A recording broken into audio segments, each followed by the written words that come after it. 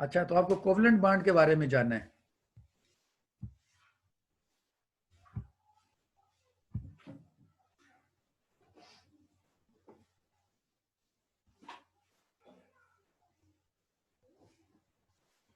अच्छा, know body is left, हम देख लेते हैं। कोवलेंट बॉन्ड आपने आज सर्च करना है, आपने खुद भी देखना है। ये केमिस्ट्री की टर्म है, मतलब दो एलिमेंट्स होते हैं उनके दरमियान जो एक फोर्स ऑफ अट्रैक्शन होती है, that binds two of them, जो उन दोनों को बांध के रखती है, that is covalent bond. Bond का सिंपली मींस मतलब ये होता है कि जो फोर्स ऑफ कोहेरेंस होती है, जो आपको एक दूसरे के साथ बांध के रखे। ठीक है, ठीक हो गया। जी सर, बहुत शुक्रिया सर। ओके, बिब्लिकल रेफरेंसेस हैं, और इसी तरह जो उनका सिस्टम ऑफ बिलीफ था उसको मतलब काट दिया है। और जब आप अपने बिलीफ से कट जाते हैं तो फिर आपका मुकद्दर क्या होता है? आपका मुकद्दर सिर्फ ये होता है कि आप डिस्ट्रॉय हो सकते हैं, other than that nothing is possible. वो पूछिए गई तो समझ नहीं गई, वो उदा जमीन आके ला गया, उन्हें क्या क्या भाई आपके जीव नांगा वे।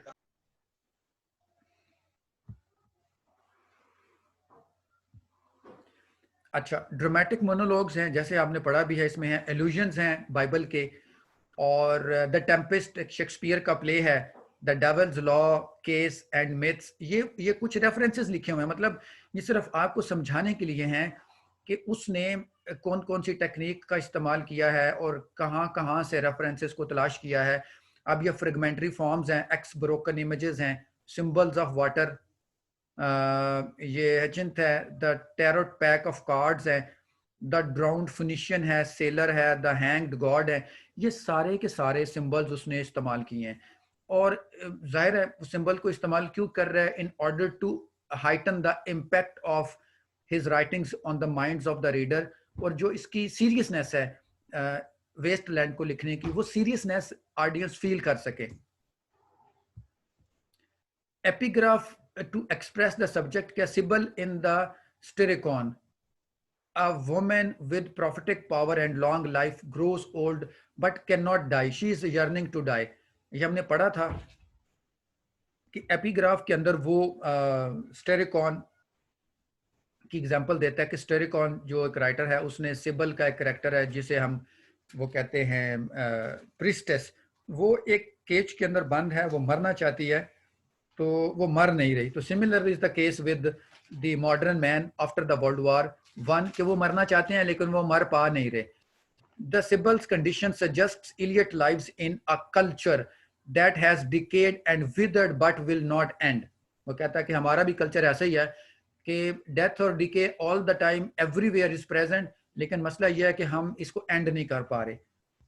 और ये कोटेशंस हम पहले मैंने आपको कोट कर दिया है। April is the cruellest month, breeding winter kept us warm, मतलब ये विंटर में रहना चाहते हैं, ये इल्यूजन्स में रहना चाहते हैं। ये चाहते हैं कि जैसे भी है हमारी जिंदगी जो थोड़ी बहुत बची है उसे पुरसुकून रहने दो, हम कमरों में अंधेरों में बंद होकर जिंदगी गुजार लेंगे। हमें रीबर्थ नहीं चाहिए, हमें ऐसी रीबर्थ नहीं चाहिए कि जहां पे हम रिवाइज करें, रीबर्थ करें और दोबारा से बम गिरे और हम फिर से इस कंडीशन में आ जाएं। तो it is better to be alone and desolate rather than being destroyed, rather than being damaged, rather than being faced death again and again, कि हमें बार बार हमारे ऊपर डेथ को इम्पोज किया जाए। Okay, the hanged man fear death by water, the death and rebirth of a god, rebirth comes after the death and water suggests spiritual renewal। हम कह चुके हैं कि पानी जो है वो तो जिंदगी की अलामत है, लेकिन यहाँ पे टी.एस. इलियट ने अपनी वेस्टलैंड के अंदर पानी को सोर्स ऑफ डेथ बयान किया है, और ये भी कहा है कि इस पानी के अंदर ही वो लाश पड़ी है फिनिशियन की, जो हमने बंदे का डिस्कस किया है। तो उसकी लाश को संभालने वाला कोई नहीं है, उसके आखिरी रसूमात को अदा करने वाला कोई नहीं है। तो it has become the victim of the sea creatures. कुछ ये कोटेशंस हैं, the change of Philomel by the barbarous king. असल में ये एक मिथोलॉजिकल कैरेक्टर है फिलोमेला। आप जब आप इसको हिस्टोरिकली सर्च करेंगे तो आपको पता चल जाएगा कि ये जो है ना, she was raped by a king and she revenged the king, avenged her crying from the king and then she turned into a nightingale, फिर वो उसमें बदल गई, इसका भी उसने जिक्र किया है अपनी इस नज़म के अंदर. तो are you alive or not? Is there nothing in your head? Inhabitants in the wasteland are without thoughts. Spiritual dryness पढ़ चुके हैं. Again and again, repeatedly in our slides, we have discussed that they people have lost every thought of living. Every thought of living. मतलब उन्होंने जिंदगी की हर चीज अपने दिमाग से निकाल दिया है. They just want to stay away from life. वो अपनी लाइफ से अवे रहना चाहते हैं, अकेले तन्हा रहना चाहते हैं.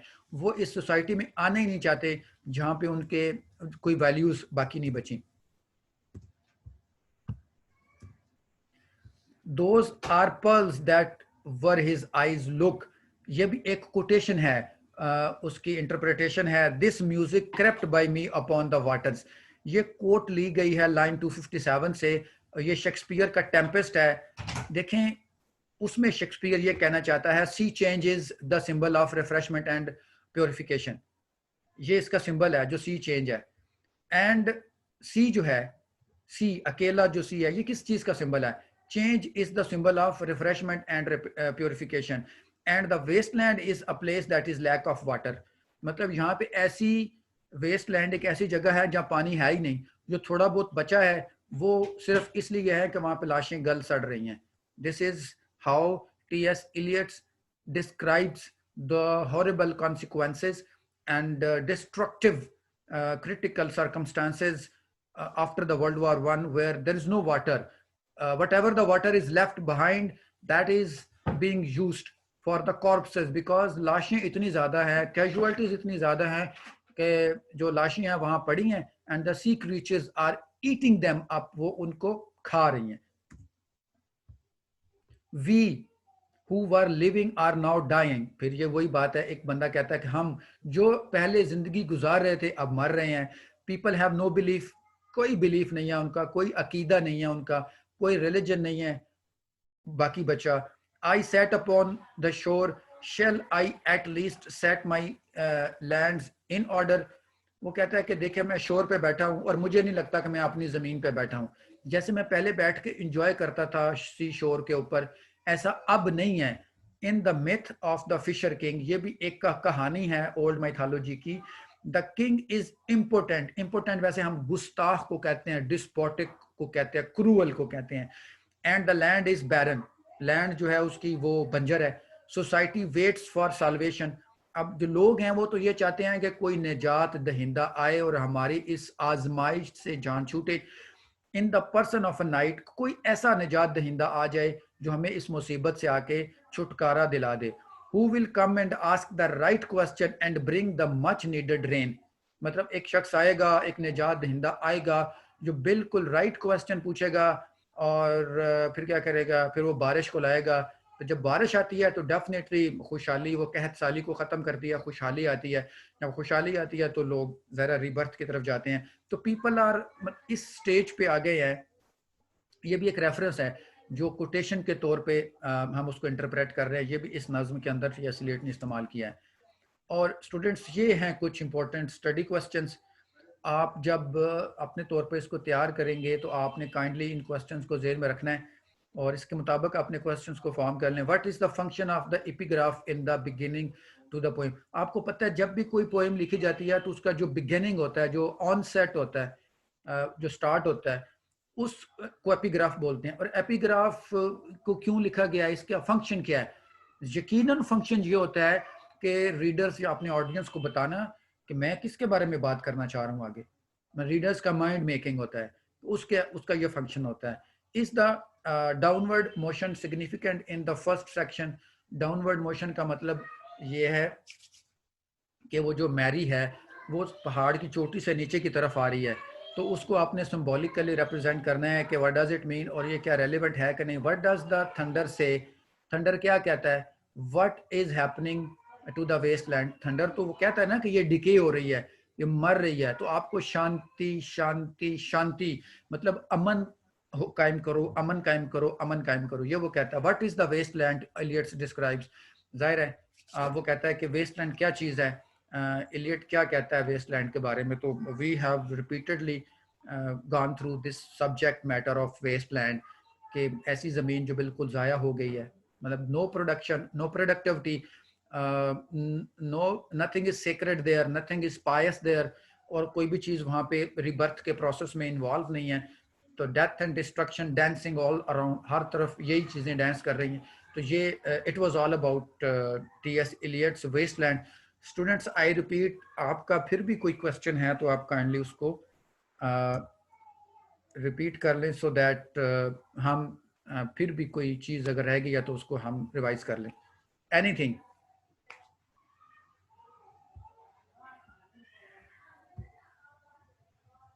शांति, आपका कोई क्वेश्चन नहीं है? सर अगर इसकी क्रिटिकल एप्लीकेशन हो तो फिर सारा लिखेंगे, ऑल टू ऑल, इसके 5 पार्ट्स हैं सबकी। वैसे मैं आपको एक बात बताता हूँ, इसकी क्रिटिकल अप्रिसिएशन तो आपसे कोई पूछ ही नहीं सकता। उसकी रीजन ये है कि ये फ्रेगमेंटेड पोएम है, इसमें अगर कोई पूछ ले तो अलग बात है, लेकिन इसकी क्रिटिकल अप्रिसिएशन बनती नहीं है, क्योंकि मीटर को फॉलो नहीं किया गया। इरेगुलर मीटर है, कहीं पे फ्री वर्स है, कहीं पे यम्बक ब्लैंक वर्स है, कहीं पे यम्बक टेट्रामीटर है, कहीं पे पेंटामीटर है। तो मतलब इन दैट सेंस, और फिर ये डिसजॉइंटेड पोएम है। डिसजॉइंटेड का मतलब है आपको एक वाक्य और दूसरे वाक्य के दरमियान कोई लिंक नहीं मिलता, कोहेरेंस नहीं है, इसके दरमियान इंटीग्रेशन नहीं है। तो इसके अंदर आपने सिर्फ थीम्स को फॉलो करना है, कि हर पार्ट को अलग अलग से आप देख लें कि the burial of the dead के अंदर कौन सर सी मतलब इसका क्वेश्चन थीम्स वाला आएगा ज्यादा, मतलब जो इम्पोर्टेंट है। बिल्कुल ज्यादा इंपॉर्टेंट है कि थीम से रिलेटेड, कि बरियल ऑफ द डेड में क्या चीज है, उस वो क्या चीज बयान करना चाहता है। फिर जो है द गेम ऑफ चेस के अंदर कौन सी चीज को वो बयान करना चाहता है।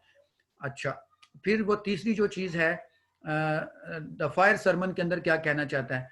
फिर डेथ बाय वाटर को के अंदर क्या बयान करना चाहता है, मतलब, और एंड पे व्हाट द थंडर सेड उसके अंदर वो क्या बयान करना चाहता है। बेसिकली इस चीजों को आपने समझना है।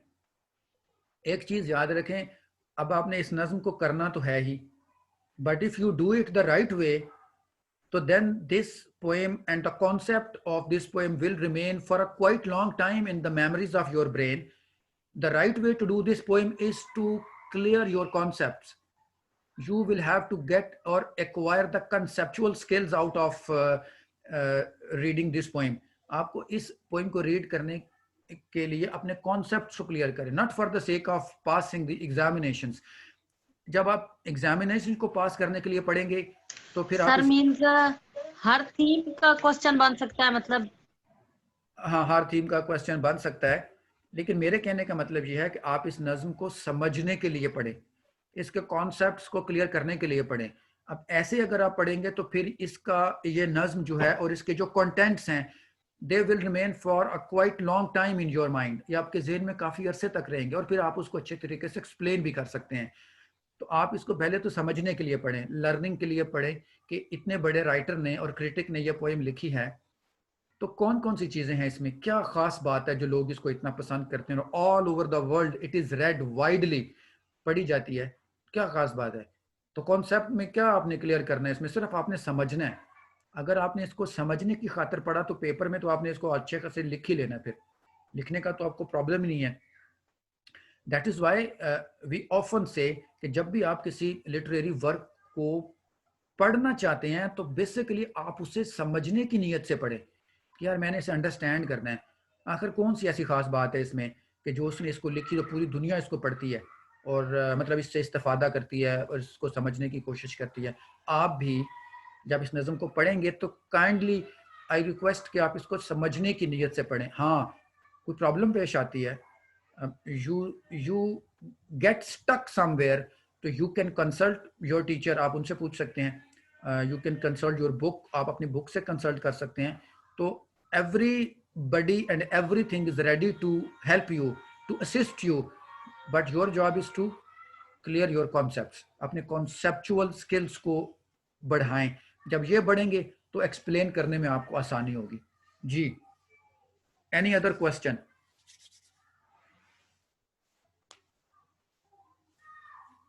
स्टूडेंट्स का और कोई क्वेश्चन है और वी शुड लीव?